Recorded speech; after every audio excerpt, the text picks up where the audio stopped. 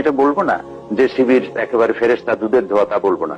শিবির সবসময় তারা ডিফেন্সিভই থাকে, অর্থাৎ সর্বপ্রথম আক্রমণ করেছে এরকম হয়নি, আক্রান্ত হয়েছে।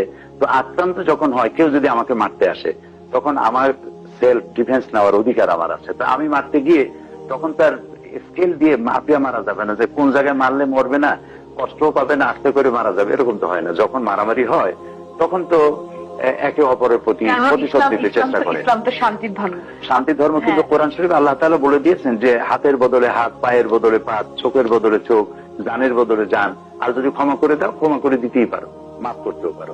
এটা ঈসা আলাইহিস সালাম যেমন বলেছেন, কেউ যদি এক থাপ্পড় মারে তাহলে আর এক গাল পেতে দাও।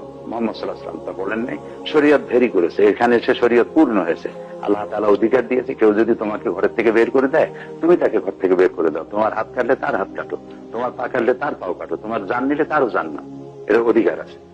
তো সেই জন্য শিবির যে হাত পাও কাটে, এই কথাটি সঠিক নয়। এটি একটি ব্লেম, এটি একটি কি বলবো, একটা ষড়যন্ত্রমূলক অপপ্রচার, যাতে করে এই সংগঠনের কাছে ছেলেরা মেয়েরা এসে যাতে দিন শিখতে না পারে, সেজন্য একটা প্যানিক সৃষ্টি করা।